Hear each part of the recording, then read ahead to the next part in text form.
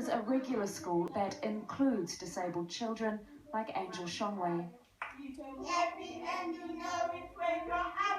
She has cerebral palsy, participating in class as best she can, but her presence is also teaching her classmates about tolerance and diversity. Tanya Page, Aljazeera, Johannesburg.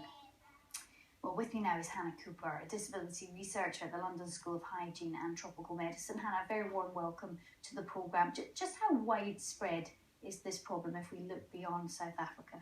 Well, we know that disability in children is extremely common, so maybe 1 in 20 children worldwide has a disability, and that many of those children aren't going to school. So research we've done suggests that children with disabilities are 10 times more likely not to be at school. The problem's very widespread. We hear a lot about inclusive education and that being a fundamental right of all children, but what are the barriers on the ground that are stopping children getting a proper education that they deserve? So some of the barriers can be on the side of the child or their family. So the child may have health issues, or the family may not really see the need or have awareness of the importance of that child being educated.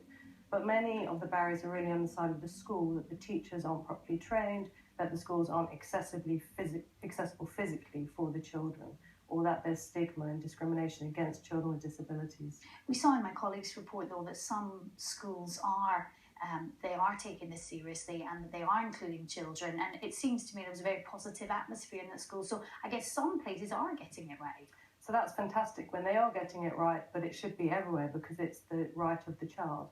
And there's also an argument that if the school is set up to cater to the most needy for children with disabilities, that will raise the standards for all children.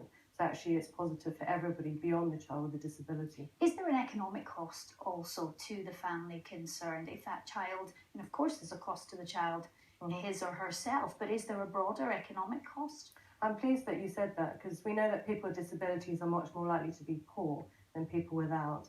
And so if a child with a disability isn't going to school, somebody's being taken out of work to look after him or her, and that child's also less likely in the future to have a job and to be economically productive.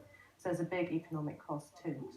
Is part of it re-educating people's attitudes and the full policy of re-education, if you like? What else do you think needs to happen to change things?